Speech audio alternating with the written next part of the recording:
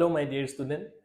তোমালোকে কৈ আছা এডভান্স মেথছৰ প্ৰশ্নখন অলপ দীঘলীয়া আছিলে ষ্টেপ মাৰ্কিং দিবনে নাই সবে মোক কমেন্ট বক্সত কৈ আছা মই তোমালোক কৈছো যে নম্বৰেই সকলো নহয় তথাপি তোমালোকৰ মই অনুৰোধ ৰাখি পেলাই ষ্টেপ মাৰ্কিং যে দিব তাৰ উদাহৰণৰ সৈতে মই তোমালোকক দেখাই দিব লৈছো কিন্তু তোমালোকে যেটো পৰীক্ষা অলৰেডি হৈ গল হেতুক লৈ ইমান বেছি চিন্তিত হৈ থাকিবলগীয়া নাই সেইখিনি মাৰ্কস তোমালোকে যিমান পালা পাবা আৰু নম্বৰ ইমান বেছিও নাকাটে কিন্তু আহি থকা দিনবিলাকহে তোমালোকে ভাল কৰিব লাগিব হয় না নহয় তথাপি মই এডভান্স মেথছৰখন দেখাইছো যে তোমালোকে নম্বৰ যে পাবা চোৱা এতিয়া কথা হৈ গল কি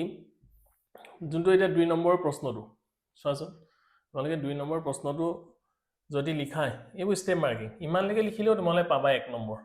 দেখিছানে তেনেকে ষ্টেপ মাৰ্কিং থাকিব মানে চিন্তা কৰিবলগীয়া একো নাই তোমালোকে ষ্টেপ মাৰ্কিংটো পাবাই এই 3 নম্বৰ প্ৰশ্নটো চোৱা সব ষ্টেপ মাৰ্কিং এডখৰলৈকে লিখিছা যদিও পাবা 1 নম্বৰ এডখৰলৈকে উলিয়াই দিছা তেতিয়াও পাবা 1 নম্বৰ গম পাইছানে তেনেকে ষ্টেপ মাৰ্কিং লৈ ভয় খাবলগীয়া একো নাই একেবাৰে সাধাৰণ কথা সাইন্স মেথছটো সায়েন্সটো বা লিটাৰেচাৰ সাবজেক্টটো সবতে কিন্তু ষ্টেপ মাৰ্কিং থাকেই গতিকে তোমালোকে নম্বৰটো লৈ ইমান ভয় খাবলগীয়া নাই চোৱাচোন এইটো এতিয়া ইয়াতো দেখোন দেখিছা নাই এডখৰলৈকে 1 মাৰ্ক আকৌ এডখৰলৈকে কৰিলে 1 মাৰ্ক ষ্টেপ মাৰ্কিং তোমালোকে পাবা 12 নম্বৰ প্ৰশ্নটো চোৱাচোন এই লাইনটোলৈকে অকল লিখিছা যদিও 1 নম্বৰ পাবা চিন্তা কৰিবলগীয়া কি আছে চোৱাচোন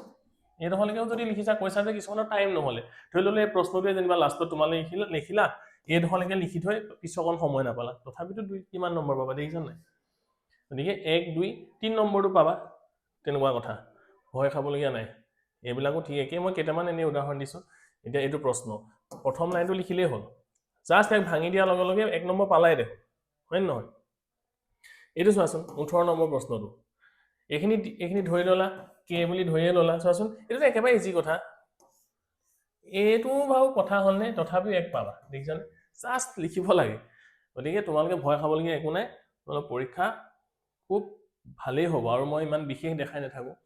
আৰু মই তোমালোকে সায়েন্স পঢ়িব লাগিব নে আৰ্টছ নে কমাৰ্চ নে নাই বেলেগ কিবা ভোকেশনাল এডুকেশ্যন পঢ়ি মানে এতিয়াতো চোৱা সবেই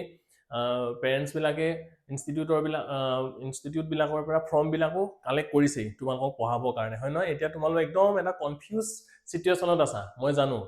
কিন্তু তোমালোকৰ এতিয়া সঠিক যোনটো সাবজেক্ট নিৰ্বাচন বা সঠিক ষ্ট্ৰীমত কিন্তু গলেহে তোমালোকে আগন্তুক দিনত একো বিশেষ প্ৰস্তাৱ লগা নহয় গতিকে হেতুৰ ওপৰত তোমালোকে ধ্যান দিবা মই তাৰ ফ্লো চাৰ্ট লৈ ধুনিয়াকে গোটেইটা ষ্ট্ৰীমৰ বিষয়ে এটা মই ভিডিও অতি সোনকালে লৈ আহিম আৰু সায়েন্সৰো কেনেকেনো ষ্টেপ মাৰ্কিং দিয়ে এটা ভিডিও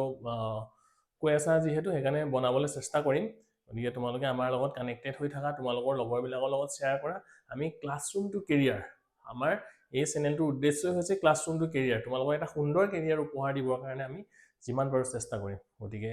তোমালোকে আৰু এইটো চিন্তা কৰি নাথাকিবা আৰু মোৰ পৰীক্ষা গ'ল একদম কোৱেশ্চন পেপাৰখন উলিয়াই হিচাপ কৰি থাকিব নালাগে আৰু যে ইমানহে পাম ইমান নাপাম হেতু তোমাৰ হাতত নাই হেতু ওপৰলাক এৰি দিয়া ভগৱানৰ ওপৰত এৰি দিয়া যি হ'ব দেখা যাব এনো আহি থকা দিনবিলাকহে ভাল কৰিব লাগিব ঠিক আছে অল দা বেষ্ট